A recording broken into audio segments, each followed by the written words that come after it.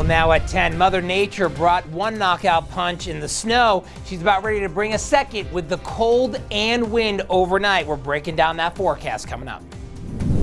The weather is nothing compared to our freedom that we can celebrate here. And an event held today in solidarity with a movement making its way across the country. How it was celebrated today despite the weather. Live from Utah's first TV station, ABC4 News at 10 starts now.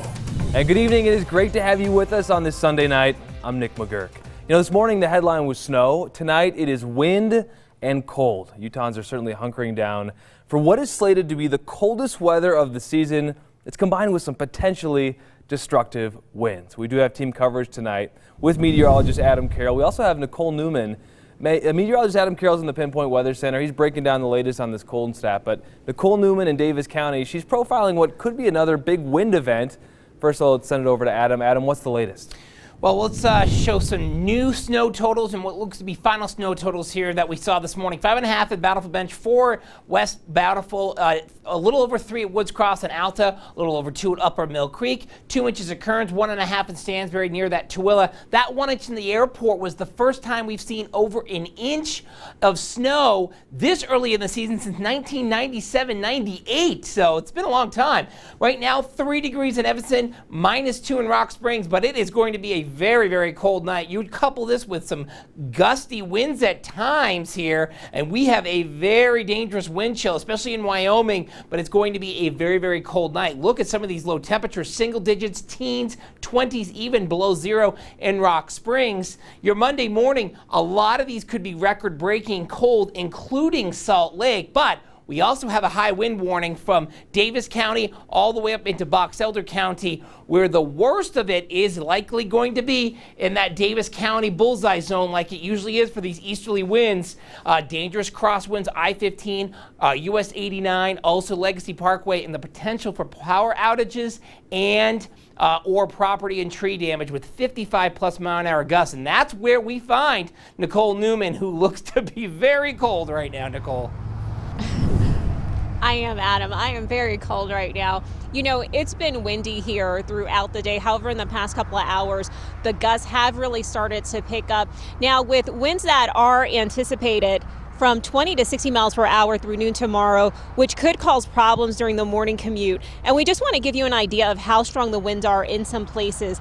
This is the wind about an hour ago, nearly bending this steel flagpole. Again, strong conditions are expected along the northern Wasatch Front, with the strongest winds anticipated for Centerville to Farmington, as well as near the canyons in Weber County. Now, during tomorrow's commute, drivers are being asked to leave early and drive slow, especially with the potential that snow blown around could cause slick roads, especially on US 89. The last windstorm that we had just took off shingles, flipped cars. I mean, I'm thankful that I got my boys down south safe and away from the storms now rather than have to face those coming up now. It's better to drive smart and then to drive reckless, 5 under, not 5 over, and just travel wise, carpool if possible. So remember, slow and steady for your morning commute, and you still have time if you do have loose objects outside of your home, whether it be lawn furniture or so forth that you need to secure. You still have time to do that to minimize any damage that they may cause if they're picked up by any gust of wind. Live in Davis County, Nicole Newman, ABC4 News. Okay, thank you, Nicole. We know this weather has made for dangerous driving conditions already today. A man is dead after what police are calling a weather-related car crash this morning. This happening on SR 112 between Grantsville and Tooele. Police say a blue car lost control on a slushy road and then hit an SUV. The driver of that blue passenger car, he's a 29-year-old from Tooele. He died on scene, according to police. And the driver of that SUV, well, he suffered leg injuries and was taken to a nearby hospital. Authorities have not released the names of those involved, but again, a weather-related fatal car crash early this morning. New at 10, we're learning more information about a man arrested for setting a woman on fire in Murray last week. And here's what we know. Andrew Todd Curtis, currently behind bars at the Salt Lake County Jail. We're learning more about his violent past, including the attempted murder of one man and the death of another. Now, the story we've been following this week, Murray police responding to a structure fire at a hotel Thursday. They found a 34-year-old woman with burns on more than 70% of her body. Now, police say she'd intentionally been set on fire. Court documents we've obtained show that Curtis and the woman knew each other. According to a witness, Curtis ran up to the woman and threw a cup of clear liquid on her, spit on her, then lit an object in his hand and set her on fire. Documents state the woman is pregnant with his child, and at this hour, it is unknown if she will survive her injuries. Just a disturbing story there. Moving on to the coronavirus now. The health department reporting 1,765 new cases today. That's our second highest case count since this pandemic began.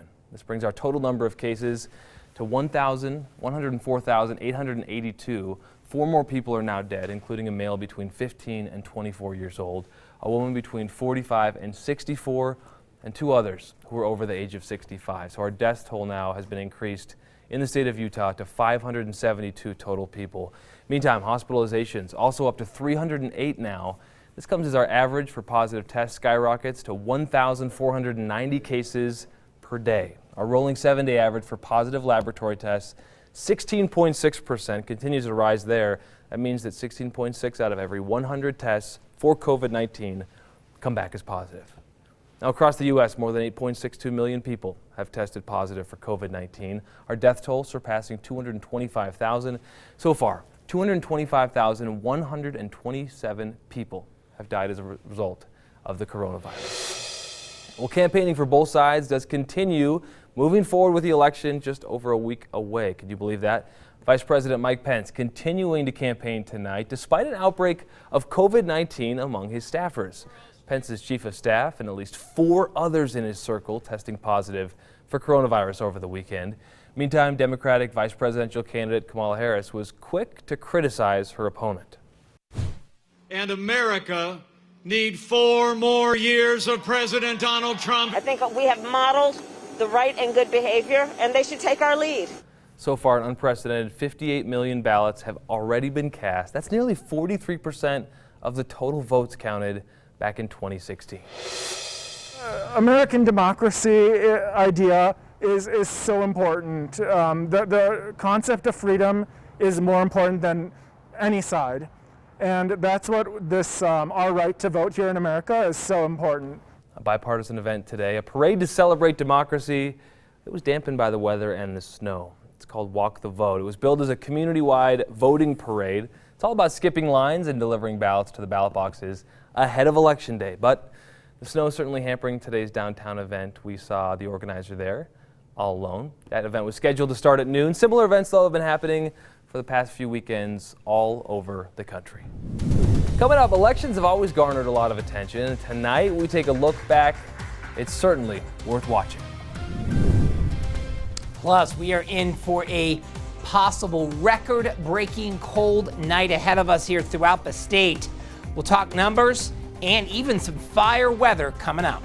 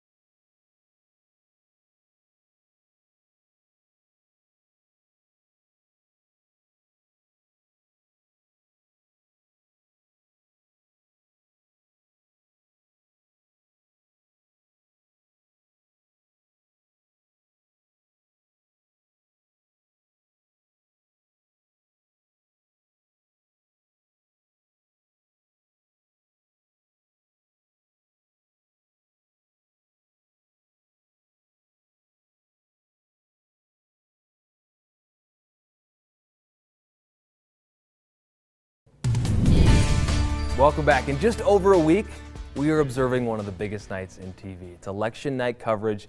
Brings out the latest in electronic gadgets and great graphics. Craig Worth has been part of election TV coverage for, 52 years now, Craig? Giving us back a little bit of a look back in time.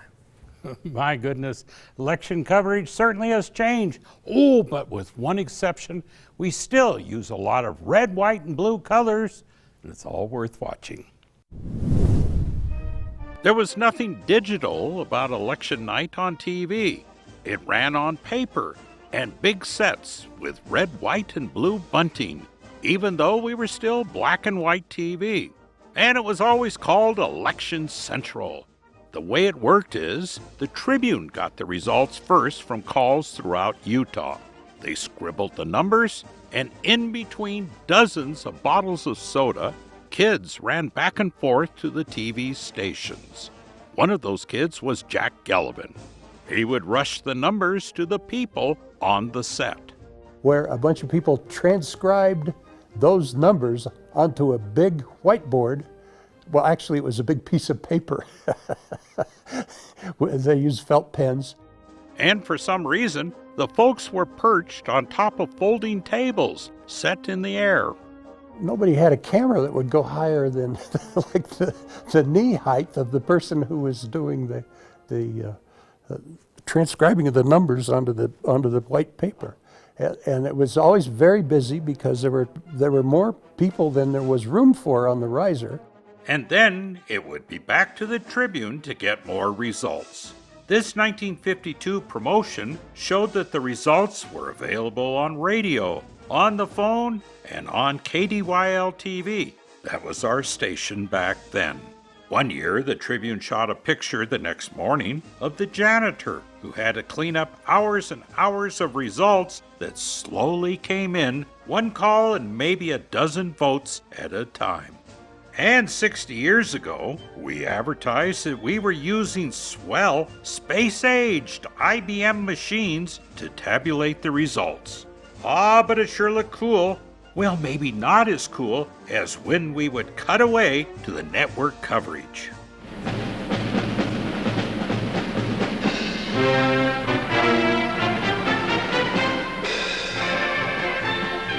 ABC News presents complete nationwide coverage of tonight's Election 72. Brought to you by J.C. Penney. The strange music and a kind of unfortunate animation. But imagine how far we've come, what we can do now. McGovern is holding a sizable lead with... But we did know by 9 o'clock that McGovern had 5,000 votes in Massachusetts. Gellivan worked at the network back then. The graphics. By 1976, ABC seemed to have an abstract of a whale eating dinner as its graphic. The mind of the guy who was designing the graphics was way ahead of the instrument that he had to use. And with each election night comes more awesome graphics and whiz-bang technology. This is an ABC News Special. The 80 Vote. By 1980, TV was doing projections in virtually all races. And by 8:40 our time, ABC projected Ronald Reagan and a prediction in Utah. In the state of Utah, we are projecting Scott Matheson, the Democratic governor, to win another term there. But 20 years later, election night had become big time, kind of like Broadway. Okay, we were in the modern era now. There was no turning back. The 2000 vote. But gee, those days of red, white, and blue bunting wrapped around folding tables and all that paper, it was fun.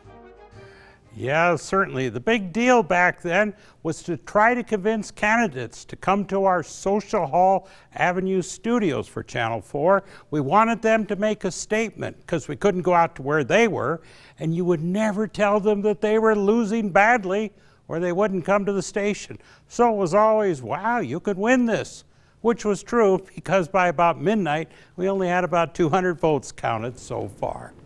Well, Craig, that was a very interesting story, and it's kind of interesting as well that this year we may not have election results on election night either. So we've advanced this far, and now, hey, it might be kind of like the good old days. Without the big paper and felt tip pens marking it. The whale graphic, though, what was that all about? Well, those early graphic machines weren't quite what we have. Like you look at the weather board there, we had nothing like that back then. That's Just right. Pins and markers and Just throw up a sun. Boom. Now we have all this technology to help us with weather science stuff, right, Adam? Let's talk about the weather. That's right. We are talking winds right now here in the Wasatch Front. These are gusty winds here, 56-mile-an-hour gusts at Farmington Station Park, 53 in Centerville. This is going to be the area of greatest concern. Also around the South Weber area at 47-mile-per-hour gusts. Let's move this here through time over the next 12 hours. We're looking around hovering that 60-mile-per-hour mark here overnight tonight around Farmington. You can see it up and down here through the next several hours. 3 a.m. we're near 60 here at Farmington, but we're really not near where we were even in early September, but still, we've got a lot of Halloween decorations out there. Things are going to start settling down by the time we get to 7 a.m., and they're going to be flying around out there, so it's something you have to keep in mind. Wind gusts are still very, very gusty here across central and southern Utah. Ely 30 to 29 in Logan. We have another high wind warning for the canyons around Washington County right now through 4 p.m. Monday, especially that I-15 corridor north of St. George and south of Cedar City. That's going to be an area of great concern if you're traveling around there. Plus, the Virgin River Gorge will be another area. And we have red flag warnings here for high fire danger for the area of the Henry Mountains around Hanksville, down through along the Arizona Strip through St. George and up into the west central part of our state, also White Pine County through tomorrow night. But look at this, as the dust settled, it looked more wintry than it did fall-like, and we're only 1/3 of the way through fall. We've got a lot of cloud cover out there. We still have snow across southeastern portions of our state and rain in Lake Powell. No rain, though, in St. George, unfortunately, so your streak continues here, pushing past the 2-month mark, and total snow accumulations through tomorrow, 1 to 5 inches up in the winter storm warning area, and the winter weather advisory area has a range depending on your elevations, and we have freeze warnings in the same area in effect. But this storm is going to slowly move off to the east. It's going to meander for a couple of days, so we'll see off and on clouds, maybe off and on showers at times here for southeastern Utah, and our winds will eventually decrease here as we head into the Tuesday and then eventually Wednesday time frame. So very, very cold overnight lows, very cold daytime highs. We're looking at record-breaking lows, but also possibility of record-breaking low-high temperatures, including Salt Lake City, which, by the way, would be a record we haven't seen in quite some time. 51, 63, 70 here in St. George. Canyon winds gusty at times, but look at that. Halloween looks very, very nice. 77 for the Wasatch Front. 37, then 45, still a little breezy, and then we start to warm right back into the upper 50s and mid 60s by Halloween. But you know, that morning low tomorrow, guys, would be something that hasn't happened since 1878, so a long time. Wait, 1878. Mind blown. It is freezing outside. It is freezing cold. outside, Yep. but at least Halloween's going to look okay. You bet. All right, Wes, let's talk sports, huh? Let's do it. Game 5 of the World Series. Which team is now just a win away from the title? And BYU moves up again in the national rankings. We'll hear from some of the players and tell you where they're ranked when we come back to sports.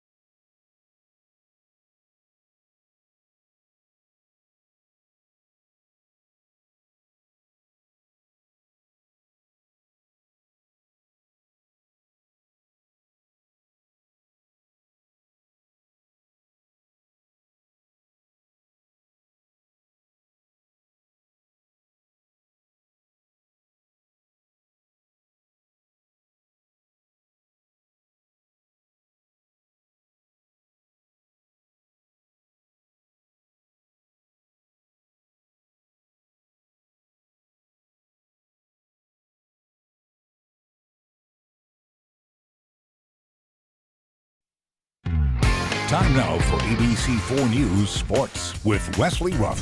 Another day, another game, another win for the BYU football team. The Cougars steamrolled Texas State last night at home to improve to 6-0 on the year. 6,000 fans allowed into Lavelle Edwards Stadium to watch that game, and they saw Zach Wilson and company put on a clinic. Wilson, 3 touchdown passes in the first half. That one, 33 yards to Hill. This one was very impressive. Wilson on the move, shows some arm strength, unloads it downfield to Dax Milne, hauls it in for another touchdown. Wilson, 19 of 25, 287 yards, 4 touchdown passes, including 2 to his tight end Isaac Rex. And the Cougars defense also got on the board last night. Linebacker Isaiah Kafusi with the interception here, puts on some moves and fights his way into the end zone for the pick 6. BYU wins it 52-14. Kafusi told some friends before the game that he was going to get a pick 6, and he told his teammates right before that play that they needed something special to happen.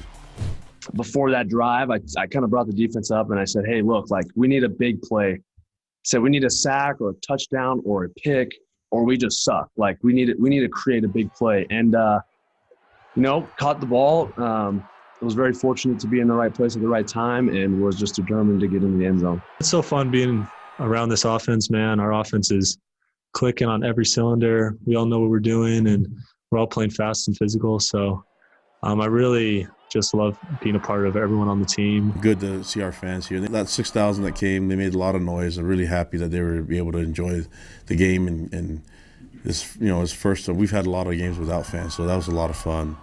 It's also fun to be 6-0, and that win last night was enough to move BYU up in the rankings once again. They inch closer to the top 10. Clemson, Alabama 1-2. Ohio State moves up to 3, followed by Notre Dame and Georgia. BYU goes from 12 to 11 in this week's poll. Oregon hasn't played yet, nor has USC, but they're the 2 teams from the Pac-12 that are ranked. And Boise State, which knocked out Utah State last night, is number 25. And a couple of former Cougars had big days in the NFL today. Jamal Williams got the start for the Packers at running back, caught this pass from Aaron Rodgers, had his helmet knocked off, and he whipped his dreads around like he means it. Later, he takes the pitch, cuts up, heads to the end zone, but gets stopped just short. He was not happy about it, very demonstrative, but no worries. Just seconds later, he would score. Williams, 114 total yards, and that touchdown in the Packers' victory. In the Kansas City-Denver game, another former Cougar came up big. Daniel Sorensen picks off this Broncos pass. He is gone. The pick 6 for Dirty Dan. And the slide. That's his 9th career interception, his 3rd touchdown in the NFL, and that helped the Chiefs beat Denver. Game 5 of the World Series tonight. The LA Dodgers trying to bounce back from that devastating collapse last night in Game 4 to Tampa Bay. The Dodgers strike first in the first. They've done a lot of that in the postseason. The RBI brings in Mookie Betts. It was 2-0 in the second inning when Peterson of LA gets a pitch he likes. See ya! Solo shot. The Dodgers taking the 3-0 lead. But the Rays would come back. It was 3-1, but not for long. Rosarina with the RBI. That cut the lead to 3-2. But in the 5th inning, Max Muncy at the plate. Oh, yeah, I think he liked that one. It's high, handsome, and history. A solo shot. LA wins Game 5 4-2. They lead the series 3-2. Game 6 coming up on Tuesday. And on the PGA Tour final round of the Zozo Championship in California, Jon Rahm out of the bunker gets it close.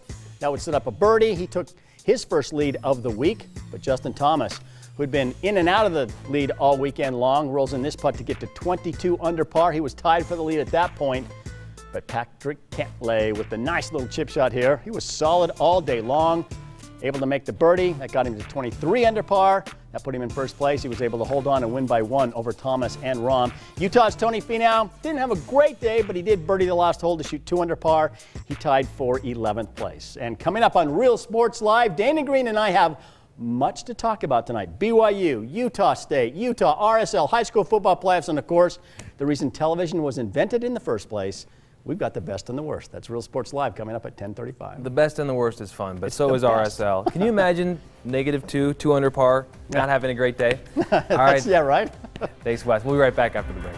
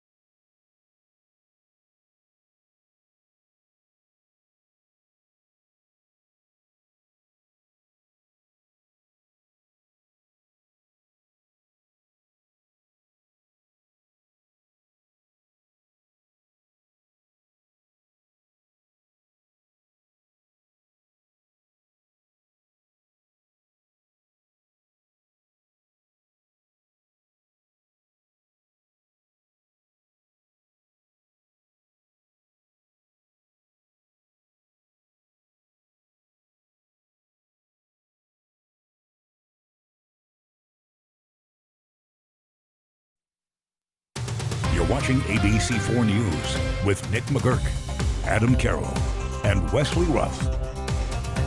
And welcome back. We know that the weather right now is a little snowy and cold, but October is Fire Safety Month. Doug Jessup sat down with Salt Lake Battalion Chief Jeffrey Thomas for an extended interview. Here's a sneak peek with advice on keeping your family safe.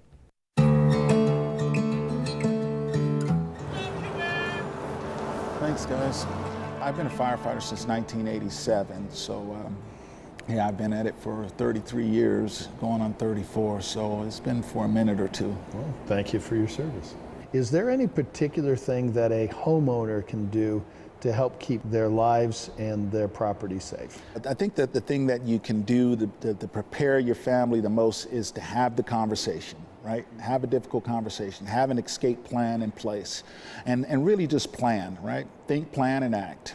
The number one thing I try and drive home all the time is to prepare to live outside your home for more than 72 hours. It's 3 o'clock in the morning. We just got a fresh coat of snow outside, 10 inches of snow out on the lawn, and your house starts shaking violently. Now you have to get out with whatever you went to bed wearing, and now you're standing out in the snow, all the power's out in the neighborhood, and you look up and down, you realize, man, a lot of my neighbors managed to get out, and that's a beautiful thing. But in the meantime, you're standing in, 8 or 10 inches of snow. You look back at your house, and unreinforced masonry, it's crumbled, it's ready to collapse. It's about that time when the youngest child in the family looks up at you and says, "Daddy, I'm cold." What are you prepared to do? Are you prepared to live outside of that environment based on, your plan or not? So disaster emergency planning for me is one of the biggest takeaway that I would want everyone to consider in this interview is that, man, it is up to you. I mean, your life depends on your planning in this environment. Stories have power. They help us understand each other. I'm Doug Jessup, ABC4 News. And you can see Doug's full interview with Battalion Chief Thomas, abc4.com/journal. We do want to take a final look at the weather, Adam. Obviously, fires can still start in snowy weather, but let's take a look at the forecast. Well, we have red flag warnings for places like St. George tomorrow, west central Utah, also south central Utah, so keep that in mind. But 37 is the high tomorrow. That would be a record low maximum temperature, also a record low temperature. So it's going to be a little bit of wild start to the day. All right, Adam. Well, you said it. Thanks, everyone, for watching. We'll see you tomorrow.